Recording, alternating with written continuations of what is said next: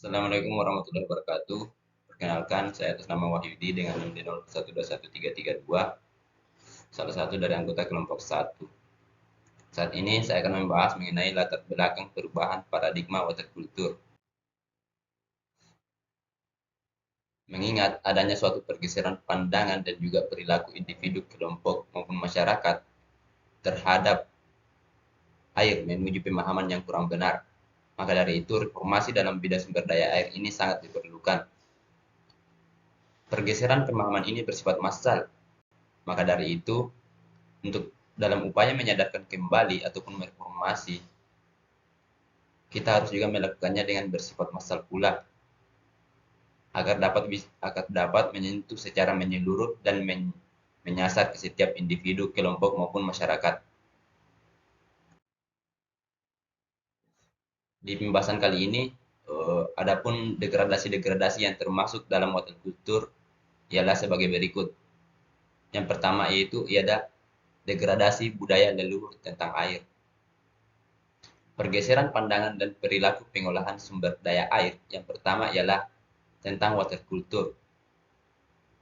Adanya perubahan yang mendasar tentang budaya leluhur tentang air pada gambar candi, Prambanan, dan Sungai Opak.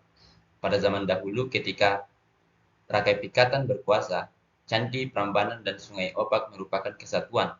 Pada umumnya pada Brahmana bersuci di Sungai Opak yang jernih, kemudian melakukan ritual keagamaan kompleks Candi Prambanan. Terlihat pada keterkaitan yang erat antara air sungai dengan candi, yakni para Brahmana sangat menghormati air Sungai Opak. Selain itu, masyarakat menjaga kebersihan air tersebut untuk dimanfaatkan sebagai air untuk bersuci. Selanjutnya yang kedua ialah degradasi budaya mengurus sampah dan air. Kebiasaan membuang sampah yang sering kita lihat saat ini di lingkungan masyarakat, terutama di sungai, menunjukkan suatu kemunduran dalam water culture. Kondisi ini sangat berbahaya bagi kehidupan untuk beberapa generasi ke depan. Hal ini karena sungai adalah urat nadi kehidupan yang menyuplai air secara langsung untuk keperluan masyarakat, baik itu untuk kebutuhan air minum, irigasi, dan lain sebagainya. Kemudian, water culture juga sebuah kanal yang ada di tengah latar terlihat penuh dengan sampah yang dibuang oleh masyarakat. Pemandangan ini seperti tidak hanya ditemui di satu lokasi, tetapi juga dapat dijumpai di hampir sebagian besar sungai yang melewati pemukiman di Indonesia.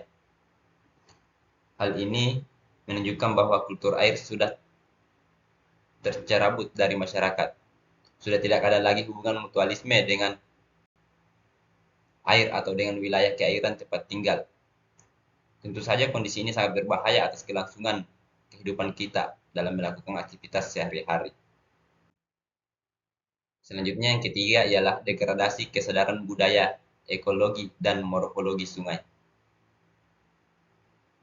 Water culture yang tergradasi juga bisa ditunjukkan oleh sungai dulu yang merupakan sungai yang dipertahankan kelestarian dan kebersihannya, karena dikaitkan dengan keberadaan Keraton Yogyakarta yang dibangun di antara dua sungai, yaitu Sungai Code dan Sungai Winongo.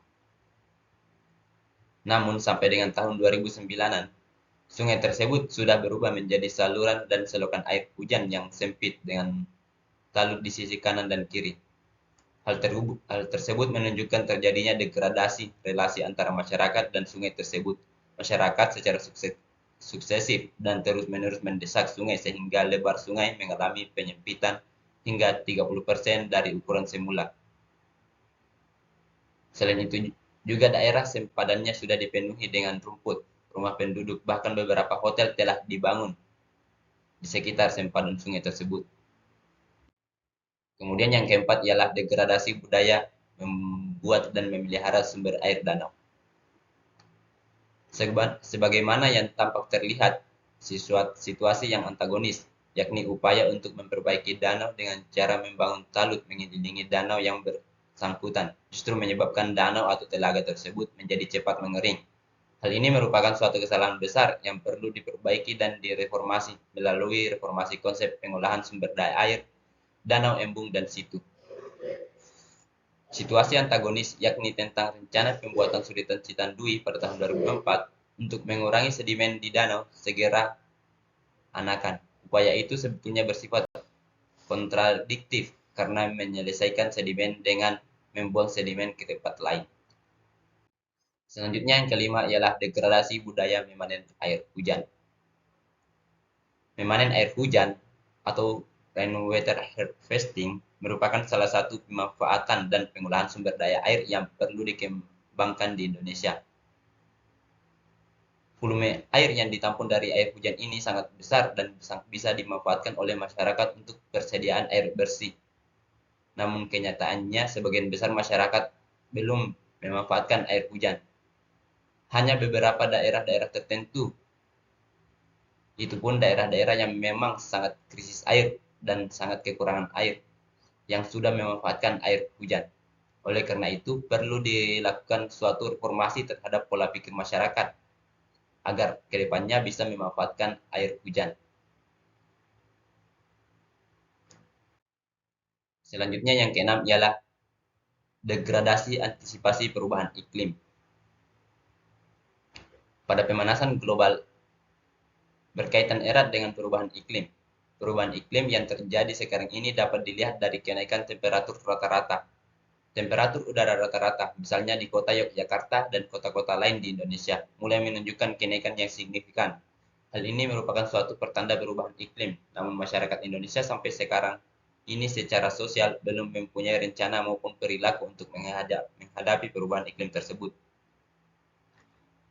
Oleh karena itu, perlu suatu reformasi yang dapat mengubah pola pikir masyarakat dari mengacukan perubahan iklim menjadi peduli terhadap perubahan iklim tersebut, agar kedepannya masyarakat dapat berpikir untuk mengatasi masalah-masalah yang akan diakibatkan oleh perubahan iklim tersebut. Baik, itu saja materi dari kelompok kami. Saya akhiri, wassalamualaikum warahmatullahi wabarakatuh.